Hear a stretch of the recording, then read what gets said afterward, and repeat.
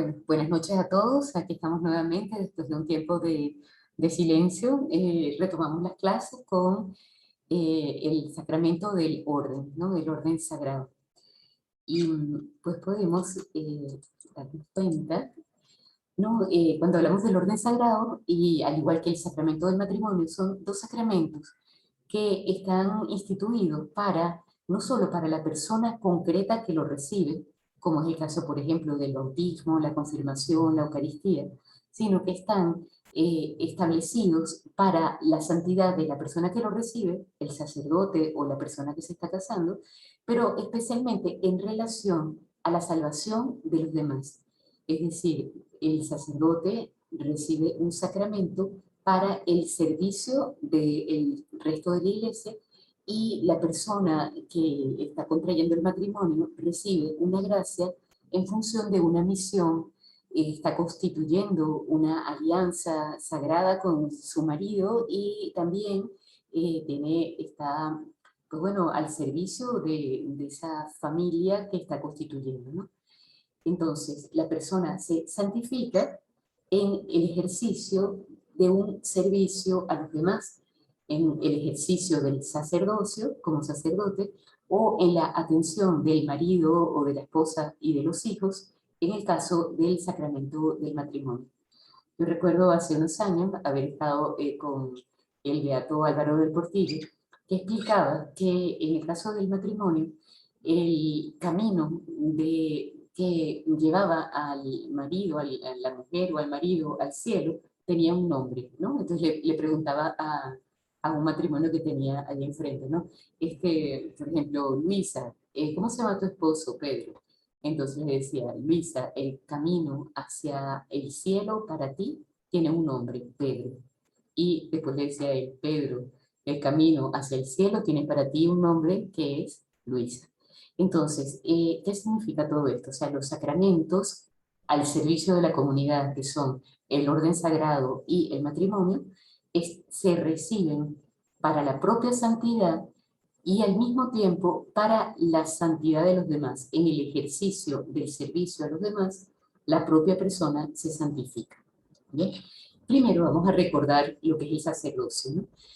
Entonces, el sacerdocio no es una institución, digamos, católica, y ni siquiera es una institución judía, ¿no? Que hemos heredado a través de, pues bueno, de esa tradición que nos une a los cristianos con los judíos, ¿no? El sacerdocio es una institución tan antigua como la humanidad, porque el sacerdote es, o sea, todos los seres humanos eh, tenemos en el momento, bueno, al nacer y en el transcurso de nuestra vida, nos vamos dando cuenta de que estamos en el mundo con una, digamos, como con un sentido, ¿no? Es decir, que nosotros no nos hemos dado a nosotros mismos la existencia, y que existe un Dios que es el creador de toda la realidad y a quien le debemos nuestro ser y al cual queremos honrar, ¿no? Y los actos propios de un alma sacerdotal, del hombre que ejerce su sacerdocio espiritualmente hablando, el primer acto es la adoración, adoración de un Dios, ¿no? El segundo acto es la acción de gracias, el tercero es la petición de perdón, ¿no? Y el cuarto es la petición por otras intenciones. Es decir, lo propio del sacerdocio es ofrecer un sacrificio. ¿Qué se ofrece? Pues se puede ofrecer pues, lo mejor que uno tiene entre las manos, porque si uno le va a ofrecer algo a ese Dios, ¿verdad? Ese Dios, pues bueno, si uno es, digamos, labriego, si uno es campesino, pues le da lo mejor del campo, ¿no? Porque se entiende que a Dios se le tiene que dar lo mejor, ¿no? Entonces, desde los comienzos de la humanidad, el hombre ha ofrecido lo mejor que tiene a su Dios, ¿no? O a los distintos dioses, porque no siempre se ha tenido el concepto de un único Dios como creador, sino que se contemplaba pues el sol, la tierra y los fenómenos naturales como dioses, ¿no? Entonces, en el sacerdocio de lo que se trata es que la persona ofrece a Dios, ¿no? Pues un sacrificio que es algo que le pertenece y que le quiere dar en reconocimiento de adoración, en reconocimiento de acción de gracias por lo que ha recibido de Dios, de petición de perdón por su falta de correspondencia a los planes de Dios, y ya por último, en petición, sabiendo que es un Dios todopoderoso, pues en petición de favores concretos necesarios para poder continuar en la vida. Entonces, eso que ha sido una constante en todas las culturas desde los inicios de la humanidad, se fue concretando a lo largo de los siglos ya en el sacerdocio, ya en el pueblo judío. Había pues digamos, todo el pueblo judío y las 12 tribus de Israel, y había una de las tribus que era la tribu de Leví, y solo podían ser sacerdotes los que pertenecían a la tribu de Leví, y estudiaban y se preparaban para ejercer el sacerdocio, y al mismo tiempo había un culto establecido con una serie de, digamos, de actos, pues bueno, de rituales en los cuales se ofrendaba a Dios desde, pues bueno, no sé, un corderito o lo que fuera, ¿no? Pero había como ya como una institución más firme, ¿no? Y entonces de allí surge el sacerdocio de Israel, ¿no? Con la llegada de Jesucristo, Jesucristo es sumo y eterno sacerdote. Y los sacerdotes que van a venir después a lo largo de los siglos, en primer lugar los apóstoles, y después todos aquellos que reciben el orden sagrado, son los sucesores de los apóstoles. Es decir, son aquellas personas elegidas por Dios para ofrecer un sacrificio santo a Dios Padre, ¿no? Personificando a Cristo, ¿no? O sea, desde la venida de Cristo al mundo, el único verdadero sacerdote es Jesucristo, sumo y eterno sacerdote, como se dice, y luego, perdón, todos aquellos que, habiendo sido consagrados sacerdotes, ¿verdad?, participan del sacerdocio de Cristo porque han sido ordenados, han recibido el orden sagrado, que es el tema del que vamos a hablar en la clase de hoy. Entonces, como decíamos, Jesucristo es sumo y eterno sacerdote. ¿Esto qué significa? En el sacerdocio anterior a Jesucristo, aunque el sacerdote judío, ¿no?, que de la tribu de Leví, ofrecía continuamente sacrificios, ¿no? Esos sacrificios no podían satisfacer, ¿no?, la deuda que los hombres teníamos con Dios, porque Dios Todopoderoso solo podía recibir como satisfacción ante los pecados de los hombres una ofrenda tan valiosa como Jesucristo mismo, su Hijo.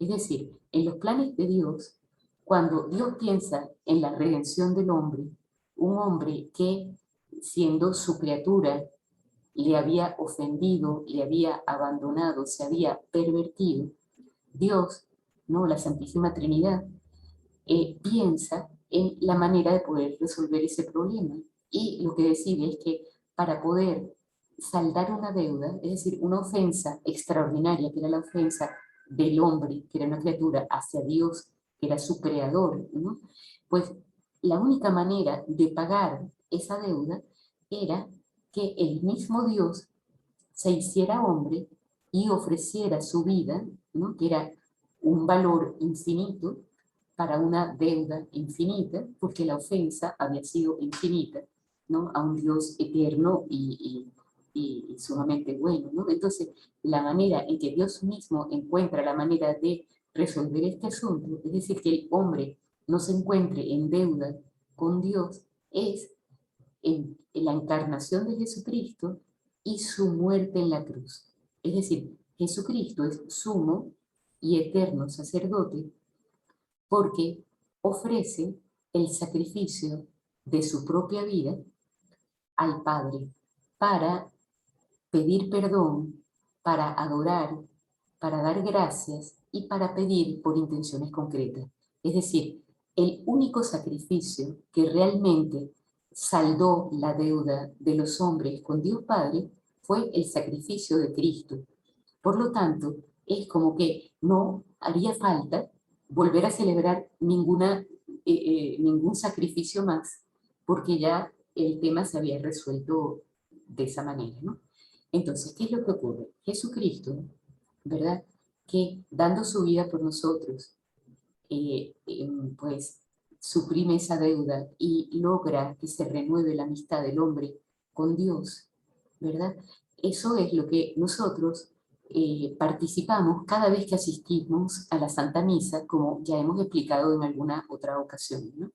Entonces, en la misa se renueva el sacrificio de Cristo para que nosotros ahora podamos recibir la gracia que Él nos ganó hace ya 21 siglos. ¿Bien? Entonces, hoy y ahora, ¿quién celebra la Santa Misa? ¿No? Pues la Santa Misa la celebra el sacerdote. Pero cuando el sacerdote celebra la misa, no es Pedro Pérez, sino que es el mismo Cristo. Y eso es el efecto del orden sagrado. Es decir, cuando una persona con las condiciones adecuadas recibe el sacramento del orden, recibe un poder, una potestad, una capacidad de poder celebrar el sacrificio, renovar el sacrificio, porque el sacrificio se realizó una única vez hace 21 siglos y el sacerdote hoy y ahora es en la persona de Cristo, hace presente el sacrificio que se realizó hace tanto tiempo. No es un nuevo y distinto sacrificio, es el mismo que se realizó en el Calvario un Viernes Santo del año 33, que fue el año del fallecimiento de Cristo, ¿no? Entonces, Jesucristo es el sumo y eterno sacerdote. Cualquier sacerdote no es más que otro Cristo. Y aquí viene pues todo ese modo de considerar con respeto sumo la figura del sacerdote. Porque aunque una persona concreta pueda tener debilidades y no honrar suficientemente esa realidad de que él, cuando está celebrando la Santa Misa, en el momento de las palabras de la consagración, es Cristo mismo, ¿no? Él está, pues bueno, decía que tiene una dignidad muy grande, aunque él humanamente como persona pues pueda tener debilidades y bueno, debilidades, ¿no?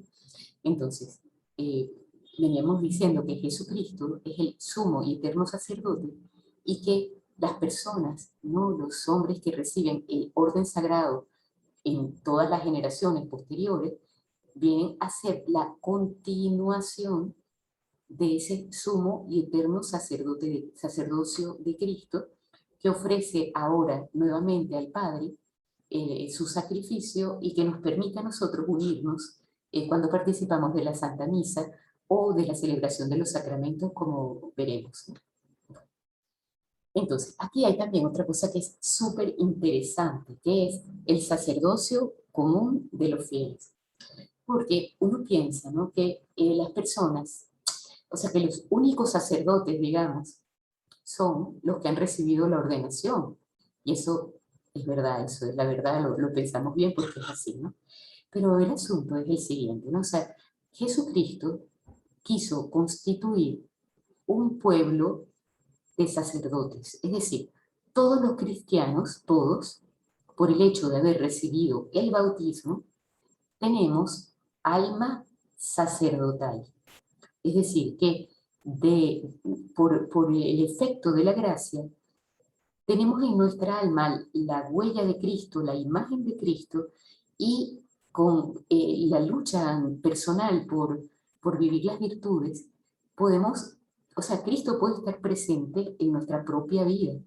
Y tener alma sacerdotal significa cultivar en nuestras vidas, en la vida de todos los fieles cristianos comunes y corrientes, no ordenados como sacerdotes, las mismas virtudes de un buen sacerdote. Es decir, una relación con Dios de profunda piedad, de profundo amor, de profunda fidelidad, y una actitud hacia los demás de dar la propia vida en servicio del resto de las personas, como lo hizo Cristo, ¿no?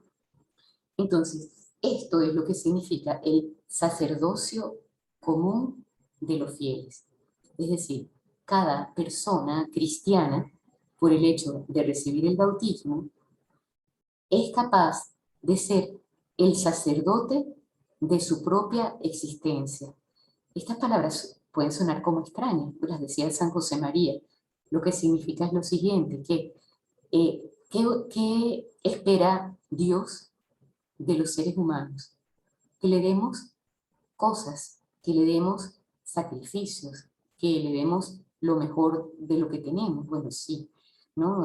Por ejemplo, cuando uno trabaja, uno mm, intenta trabajar lo mejor posible para poder ofrecerlo a Dios, ¿no? Que nuestro trabajo sea digno, ¿no? Por su perfección, por la rectitud de nuestra intención, por el cuidado con el que lo terminamos, sea digno de ser ofrecido a Dios.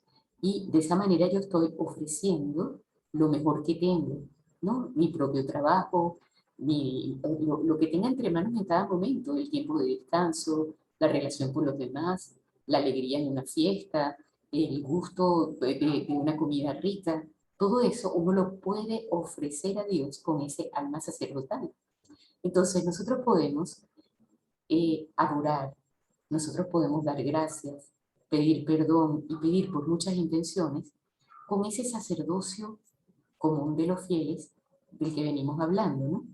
Uniéndonos al sacrificio de la misa. Cuando nosotros unimos todo lo que hacemos, lo ofrecemos a Dios, como veníamos diciendo antes, lo unimos al sacrificio de la misa y es como que fuera directamente al Padre a través de Jesucristo.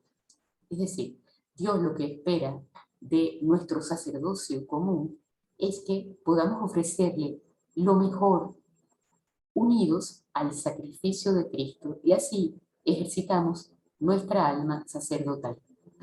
Pero aunque esto es ya mucho, todavía es poco, porque lo que realmente Dios espera de este sacerdocio común de los fieles no es que ofrezcamos cosas, sino que nos ofrezcamos nosotros mismos, nuestra vida, nuestra voluntad, nuestra inteligencia, ¿no? O sea, Dios no le interesa lo nuestro, a Dios le interesamos nosotros. Es decir, que cada vez que nos ponemos ante Dios como lo que somos, como criaturas, lo más lógico es no que le entreguemos alguna pequeña cosa. Mira, hice esto por ti. Perdón, le sonreí a esta persona por ti que la tenía un poquito atravesada. Esto lo hice. No, sobre todo, Dios lo que espera es la entrega de nuestra propia vida, ¿no? Aquí estoy, ¿qué esperas de mí? ¿Cómo puedo servirte? O sea, aquí estoy, Señor. Y pues bueno, esto es un poco la manera de ejercer el sacerdocio común de los fieles. Sin embargo, es verdad que es distinto el sacerdocio común que el sacerdocio ministerial o jerárquico.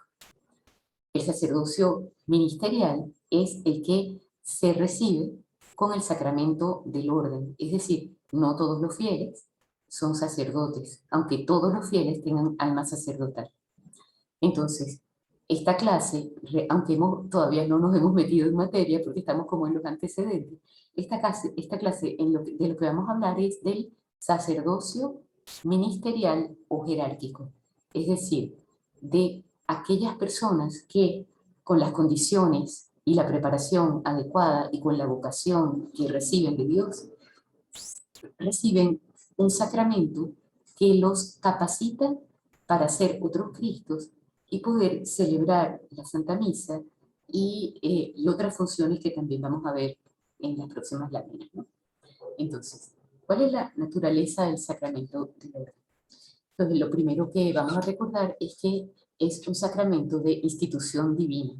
No es un invento de la Iglesia, sino que el mismo Jesucristo, en la última cena, el Jueves Santo, ¿verdad? Él está, pues, en la última cena, como también vimos en otra de las clases anteriores, instituye en la Santa Misa, o sea, adelanta el sacrificio de la cruz que iba a ser el Viernes Santo, lo anticipa de manera sacramental cuando parte el pan y ofrece el vino, ¿no? Y dice, hagan esto en conmemoración mía, ¿no? Entonces, en ese momento en el que Cristo pide a los que estaban allí, los 12 apóstoles, ¿no? Que hagan eso en conmemoración mía, pues en ese momento les está dando el poder de replicar lo que él está haciendo en ese momento, que es convertir el pan y el vino en el cuerpo y la sangre de Cristo. Y esto lo entendieron tan claramente los apóstoles que no ha habido duda en ningún momento durante 21 siglos de que los sacerdotes reciben el poder de santificar el pan y el vino y de convertirlo en el cuerpo y la sangre de Cristo desde ese momento en el que Cristo instituyó el sacramento, ¿no? Bueno, entonces, cuando una persona recibe el sacramento del orden, ¿verdad? Se constituye, o sea, los que recibieron el sacramento fueron los 12 apóstoles, ¿no? Y bueno, ahorita se me plantea una duda si Judas estaba todavía cuando se celebró la cena. La verdad es que ahí tengo como una pequeña laguna, tengo que revisar ese punto, ¿no? Pero bueno, fueron instituidos sacerdotes los que estaban allí en ese momento, ¿no? Ya fueran los 11 o los 12. Entonces, cuando se recibe el sacramento del orden, se reciben tres, digamos, poderes o capacidades que no tiene ninguna persona que no haya recibido el sacramento. Es decir, la persona recibe la capacidad de enseñar, de dar culto y de gobernar. Son como la iglesia los llama los tres múneras, es decir, la iglesia, la jerarquía de la iglesia, los sacerdotes de la iglesia, obispos, el papa, están en un primer momento para transmitir la doctrina de Cristo, con la autoridad de Cristo. Esa es la enseñanza, es el magisterio de la iglesia. En un segundo momento, para dar culto a Dios a través de la celebración de los sacramentos y actos de culto. Entonces, la persona que recibe el sacramento del orden está capacitada para eh, ejercer el culto divino, es decir, el culto, a veces la palabra culto tiene como distintas acepciones. Una persona culta es la que sabe mucho, ¿no? Tiene una cultura muy amplia. No es en ese sentido como se habla aquí. El culto viene a ser aquel conjunto de ceremonias que se realizan para ofrendar a Dios adoración, acción el culto sagrado, digamos, ¿no? Entonces, cuando una persona se ordena para también dar culto, ¿no? Es capaz de ejercer el culto divino. Y en un tercer lugar, porque el gobierno de la iglesia ha sido entregado a los apóstoles, ¿no? Y con Pedro a la cabeza, que es el Papa, es decir, eh, el gobierno, o sea, en el pueblo cristiano todos hemos recibido el bautismo, ¿verdad? Todos tenemos la misma dignidad de hijos de Dios, todos tenemos la misma misión de bueno, de extender el mensaje de Cristo y su enseñanza para que todos los hombres se salven, continuar la misión de Cristo. Eso no es la misión de los que reciben el sacramento del orden, es la misión de todos los cristianos, ¿no? Sin embargo, dentro de todo ese conjunto de personas, Dios ha querido que haya algunos que gobiernan, que en este caso el gobierno de la iglesia es el gobierno del buen pastor, es decir, de aquel que está para servir a sus ovejas, que su gobierno no es un gobierno despótico, sino es un gobierno en cuanto dirigir al pueblo, ¿no? Que es toda la iglesia, por los caminos adecuados para que puedan llegar al cielo. ¿Okay? Entonces, el sacramento del orden tiene 3 grados, es decir, existen los obispos, los presbíteros o sacerdotes, ¿no? Es lo mismo presbítero que sacerdote, y los diáconos. Pero son tres momentos distintos. Es decir, en un primer momento la persona recibe el diaconado, que lo capacita para algunas funciones concretas. Luego, pasado un tiempo, puede recibir el presbiterado y se le ordena sacerdote. Y dentro de los sacerdotes, algunos, pocos, son llamados a ser obispos, ¿no? Que ya es como el grado pleno del sacramento del orden, aunque no todos los presbíteros, como sabemos perfectamente, llegan a ser obispos. ¿Bien? Entonces, ¿cómo se celebra el sacramento del orden? Pues la parte fundamental es la imposición de las manos junto con una oración consecratoria. Cada una de las ceremonias es distinta, la del diácono, la del presbítero, la del obispo, ¿no?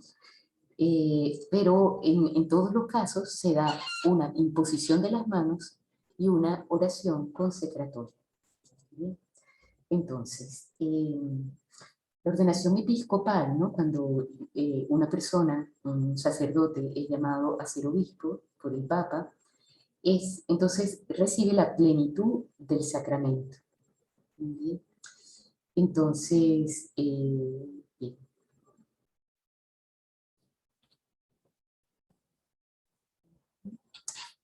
Bueno, algo que no mencioné aquí es que cuando la persona recibe el sacramento del orden, recibe junto con él el carácter que no se borra nunca. Es decir, no solamente recibe una gracia, la gracia sacramental, sino que recibe el carácter, que es una huella, o sea, que al igual que en el bautismo y en la confirmación se dice que esos dos sacramentos imprimen carácter, es decir, que no se puede perder la huella que ese sacramento deja en el alma, igualmente el sacramento del orden imprime carácter. Esto es tan impresionante que si una persona, un sacerdote, perdiera en algún momento bueno, quisiera dejar de ser sacerdote, se le puede, bueno, se sigue como todo un proceso, digamos, ¿no? Porque hay que explicar las causas pues bueno, distintas cosas, ¿no? Pero esa persona puede ser como, digamos, dado de baja como sacerdote, pero si él en un momento de emergencia se encontrara en la necesidad de confesar a una persona, por ejemplo, que se esté muriendo o tal, él tiene, es en situaciones extremas, digamos, ¿no? Pero él tiene todavía la potestad de poder hacerlo. Porque tiene ese carácter, pues. Bien. Entonces, los obispos, digamos, o sea, vienen a ser los directos sucesores de los apóstoles. Es decir, Cristo mm, a sus apóstoles los hace sacerdotes, los hace obispos, y son como la cabeza de la iglesia. Los apóstoles, cuando uno lee el libro de los Hechos de los Apóstoles en el Evangelio, se va viendo cómo aquellos, digamos, los apóstoles van ordenando presbíteros y diáconos para que puedan, cuando va aumentando el número de fieles y ellos ya no se dan abasto, ¿no? Para todo el dar la doctrina, el bautizar, el ayudar en el servicio de la caridad, que era la atención de los pobres, de las viudas, etc. Cuando ya los obispos, que eran los apóstoles, no se dan abasto, comienzan a ordenar a los presbíteros y a los diáconos, y cada uno de ellos con funciones distintas. Bien, entonces, bueno, entonces los presbíteros, ¿no? Son los colaboradores de los obispos. Eh, ¿Y cómo se organiza eso? ¿No? Los obispos tienen como una demarcación territorial, o sea, se les confía las almas de los fieles de una determinada diócesis. Ellos son obispos de un territorio, ¿bien? Ellos son los responsables de la enseñanza, del culto, el gobierno de esa comunidad, de esa diócesis, ¿no? Y tienen a su cargo un conjunto de sacerdotes que le ayudan en su misión. Es decir, no pueden existir sacerdotes que estén sin la dependencia de un obispo concreto. Se ordenan para una diócesis, aunque luego puedan cambiar de una diócesis para otra distinta. ¿Bien? Entonces, los obispos están, perdón, los sacerdotes, ¿no? O presbíteros, están al lado de los obispos, unidísimos a ellos, recibiendo sus orientaciones para llevar a cabo una misión de enseñanza de la doctrina cristiana, de santificación a través del impartir los sacramentos, ¿verdad? Y de atenciones de bueno, los ministerios de la caridad en sus propias diócesis hacia las personas que pues, tengan necesidad, etc. ¿no? Muy bien.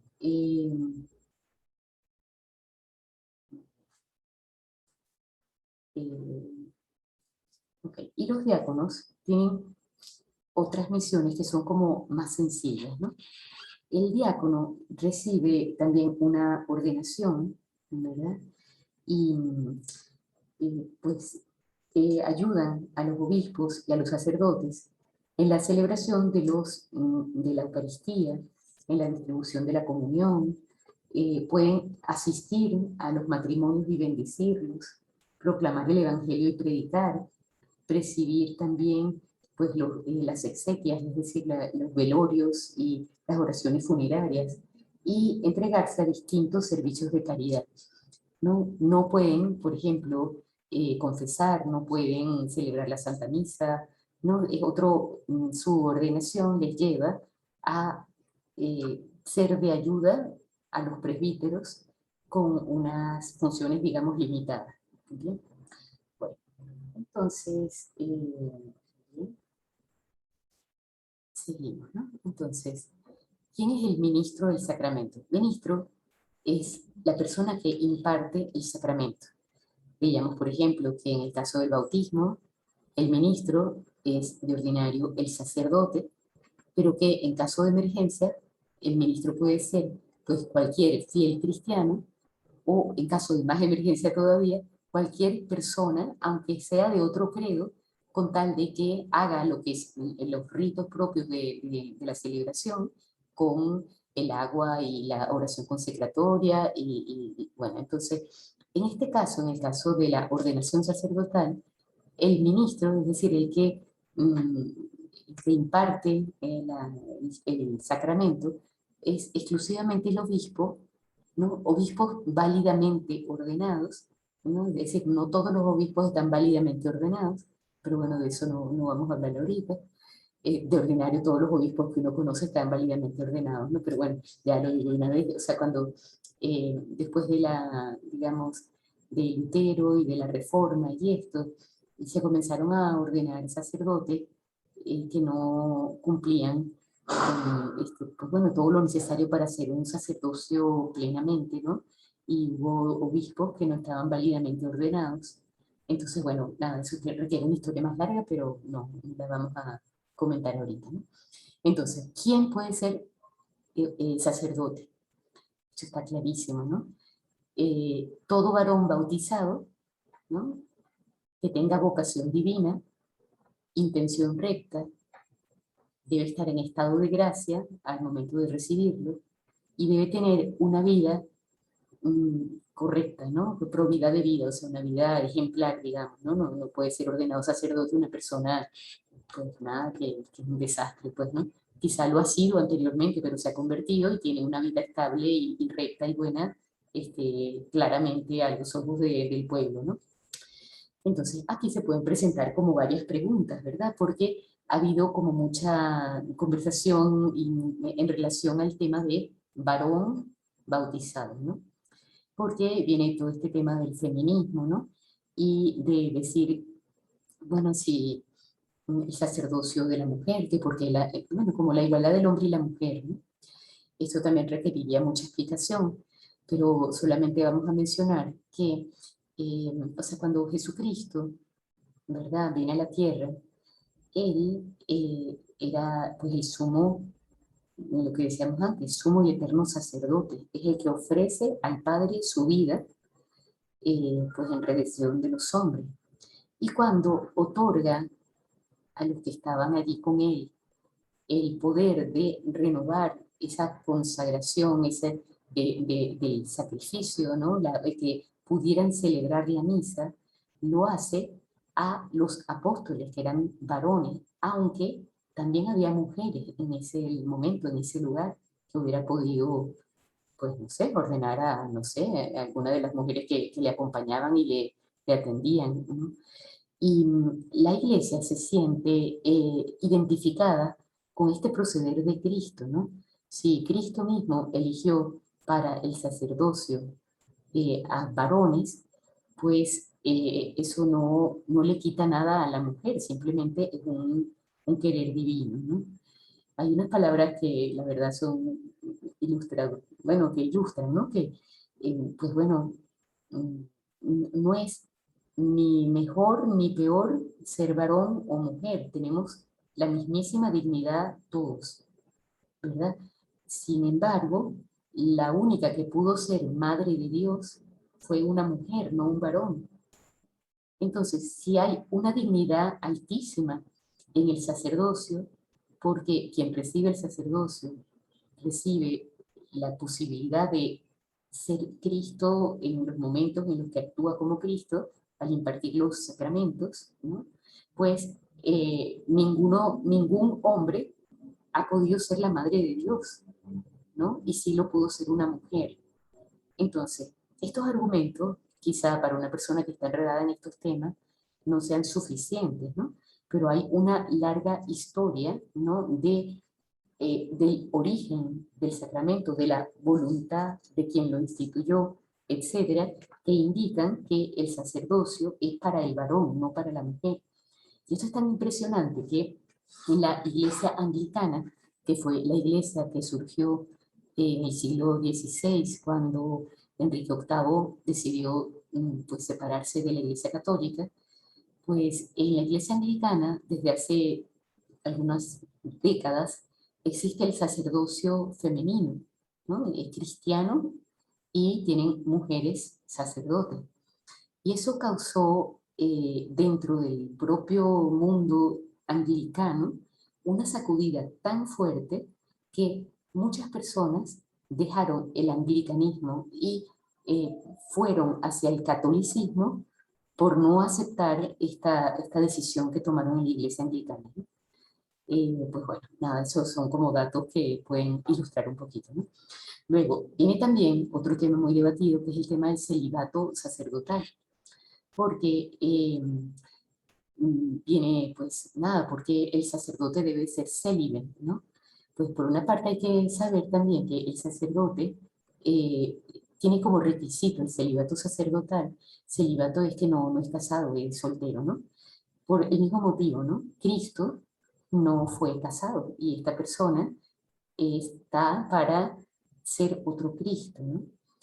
Pero lo que decía que es bueno conocer también es que la Iglesia católica eh, ha tenido como dos tradiciones.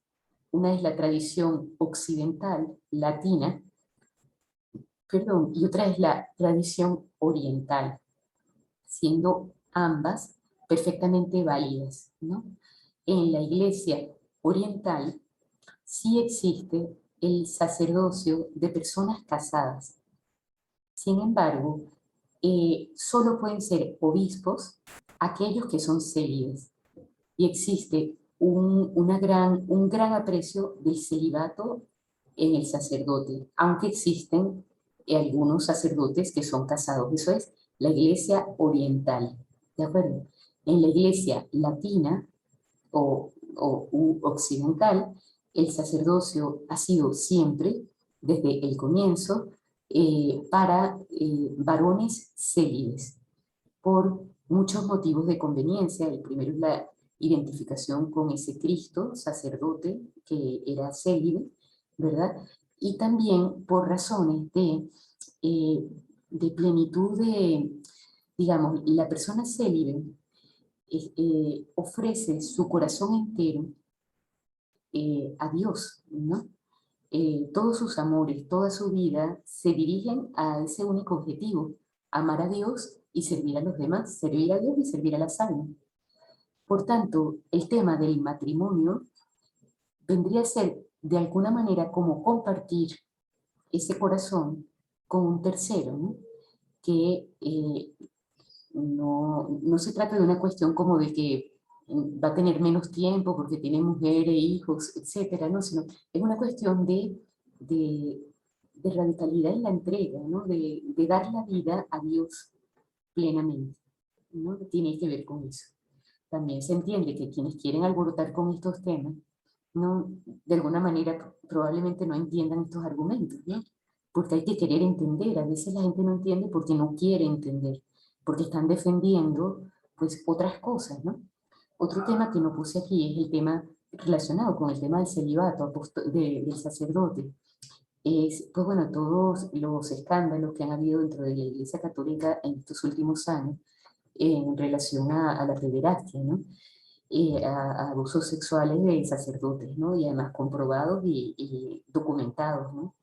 Y eso ha sido una realidad y la Iglesia ha puesto todos los medios para enmendar esa situación, para resarcir a las personas que han sido dañadas por estas situaciones altamente injustas. Y al mismo tiempo poniendo un empeño muy grande en la formación de los sacerdotes, de manera que accedan al sacerdote personas equilibradas, y con la capacidad real de vivir el celibato, ¿no?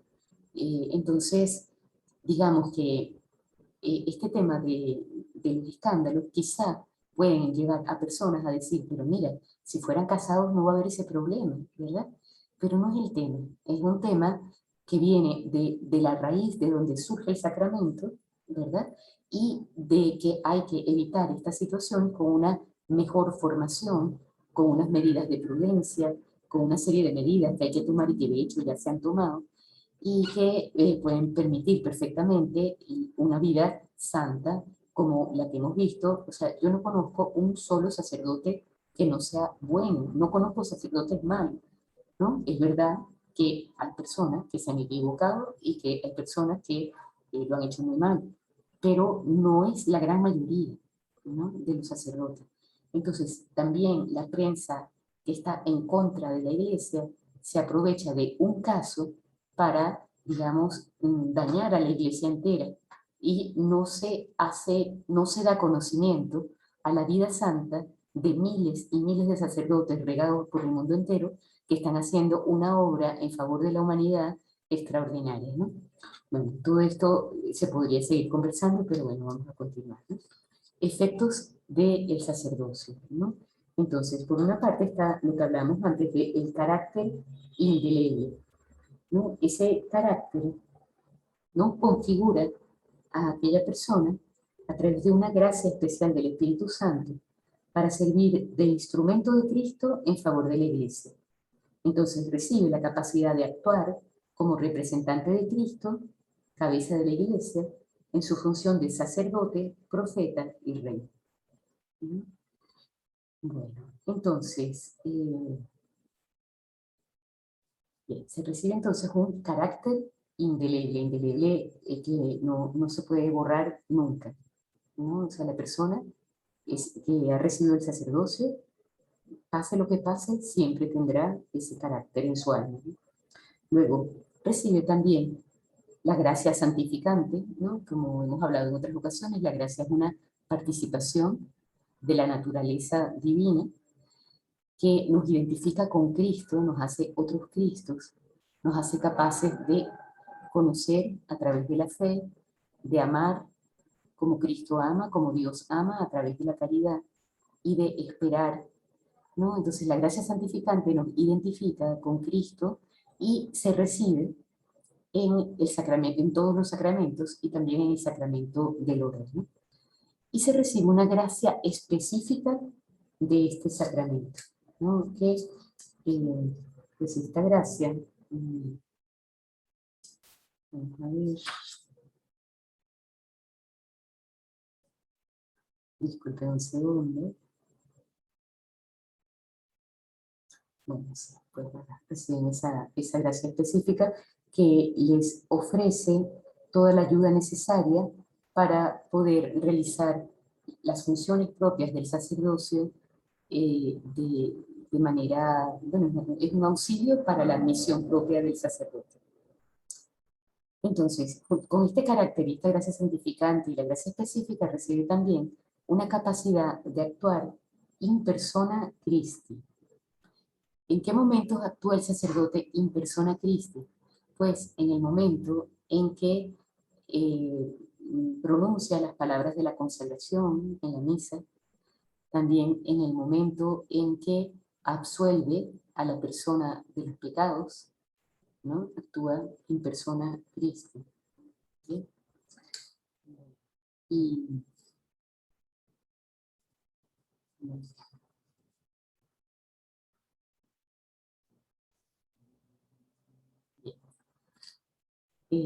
bueno, pues nada, hasta aquí llegamos, ¿no? Eh, Solo para cerrar, pensar en cómo es mi concepto del sacerdocio, ¿no? Y comprendo que el sacerdote es una persona sagrada, que aunque puede tener, y de hecho tendrá defectos por el hecho, o sea, el sacerdocio no hace a la persona, pues bueno, incapaz o sea, tiene debilidades como tenemos todas las personas, ¿no? Entonces todo esto lo lleva a uno a rezar más, en primer lugar, para que haya muchas vocaciones sacerdotales. En la familia cristiana es bueno rezar por las vocaciones sacerdotales dentro de la propia familia. De repente, unos padres que tienen una familia numerosa, pues resulta que piensan que su hijo, cuando sea pues, mayor, va a ser ingeniero, va a tener mucha plata, este va a tener, pues bueno, se va a casar con una mujer con mucho real y les va a ir muy bien en la vida y tal. Pero bueno, también es bueno pensar en que Dios quizá nos pudiera bendecir en nuestra familia con un sacerdote y poner los medios, sin forzar absolutamente nada, para que los hijos crezcan en un ambiente que facilite que de nuestra familia surjan vocaciones, vocaciones para, para todo, vocaciones para, nada, para el matrimonio, vocaciones, a todos en la vida tenemos una vocación, ¿no? Pero que Dios pueda contar con nuestros hijos, con nuestra familia, también se desea que, bueno, que haya alguno que sea sacerdote, otro que sea religioso, otro que sea, pues bueno, otras vocaciones dentro de la iglesia, y otros que sean, pues bueno, lo que Dios quiera para cada uno de ellos, ¿no? Pero eso, ¿no? Rezar por las vocaciones sacerdotales. Daría como pánico pensar qué ocurriría si se apagara el sacerdocio en un determinado lugar. Es decir, que no, supongamos, vamos a pensar una locura de la diócesis de Caracas, ¿no? Resulta que no se sabe qué pasa, pero bueno, no hay nadie que quiera ser ningún muchacho joven que vea su vocación personal como sacerdote, ¿no? Entonces, bueno, pasan 10 años, pasan 20 años, se van muriendo los sacerdotes viejitos, bueno, esto es como una película de terror, y hasta que llega un momento en que no hay sacerdote. ¿Qué pasaría? ¿No? Pues nada, nos imaginamos perfectamente. No tendríamos la posibilidad de recibir los sacramentos, no tendríamos la posibilidad de tener al Santísimo, al Señor reservado en los sagrarios, ¿no? Se perdería la presencia de Dios en los templos, ¿no? No estaría realmente presente allí. No, se perdería la capacidad de recibir la enseñanza, ¿no? de la fe, de la doctrina, perderíamos esa luz, la luz de la fe. Es decir, que a los fieles cristianos, dentro de nuestras intenciones, dentro de nuestras peticiones, es bueno que esté esa que es muy bonita que tenemos en las iglesias en Venezuela, ¿no? Cuando hay bendición con el Santísimo Sacramento, pues muchas veces en muchas iglesias rezan, Señor, danos sacerdotes, Señor, danos sacerdotes santos, Señor, danos muchos sacerdotes santos. Entonces, esas palabras deberían estar continuamente en nuestros corazones, ¿no? Porque de esa manera los sostenemos, estar muy pendiente de los sacerdotes, ¿no? O sea, quizá en nuestra parroquia, quién sabe si esos pobres sacerdotes no tienen pues ni comida, ni pues una ayuda de medicina, o Si alguno de ellos se enferma gravemente, quizá no tienen ni cómo poder ir a un hospital. Y eso no puede ser para nosotros, pues bueno, no nos puede dar lo mismo, ¿no? Bueno, entonces nada, con esto terminamos. Ya el martes que viene sería pues la última clase sobre los sacramentos y vamos a ver entonces el sacramento del matrimonio. Muchísimas gracias por su atención y pues bueno, nos seguimos viendo el próximo martes, si Dios quiere.